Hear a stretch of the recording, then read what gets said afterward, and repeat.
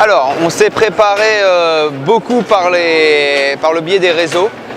C'est-à-dire qu'on a fait des vidéos conférences pour les choix notamment des musiques, des tenues, dans quel ordre et quelle gestuelle et interprétation on allait choisir. Parce qu'on est une troupe qui venons des 4 coins de France, donc c'est vrai que ça faisait c'était assez compliqué de se réunir régulièrement. Donc on s'est réunis 3 jours avant pour essayer de monter un peu le spectacle.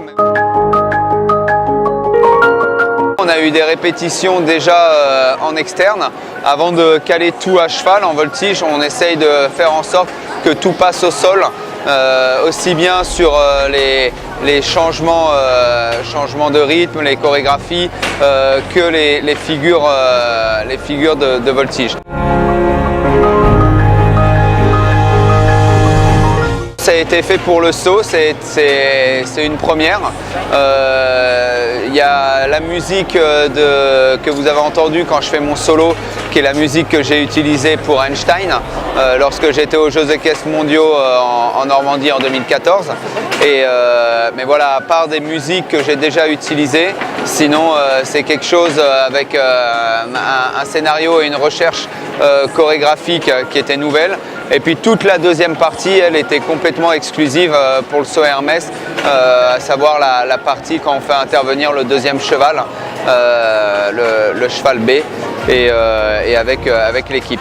Ça s'est plutôt très bien passé. Il y a eu effectivement des petits couacs à droite à gauche, mais j'ai envie de dire pour une première, parce que c'est vrai que pour que ça se passe le mieux possible, c'est bien de pouvoir répéter le plus possible. Malheureusement, on ne peut pas être au Grand Palais pendant 10 jours pour avoir ce temps-là de répétition.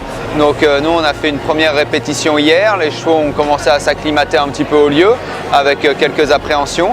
Et puis ce matin, on s'est lancé dans le grand show. Et puis non, ça l'a super bien fait. Et j'étais très fier de ma troupe et surtout ravi de pouvoir bénéficier d'un lieu comme ça et de faire un show dans cette enceinte. J'ai l'impression que le public a apprécié. Pour tout vous dire, j'ai un couple d'Espagnols qui est venu me voir à la fin et qui m'a avoué jamais avoir senti des émotions comme ça en regardant de l'équitation. Ils avaient tous les deux les larmes aux yeux, c'était assez touchant.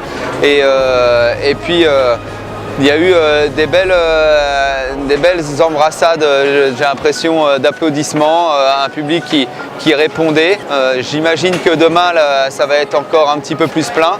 Donc on s'attend à avoir la foule en folie et on aime ça.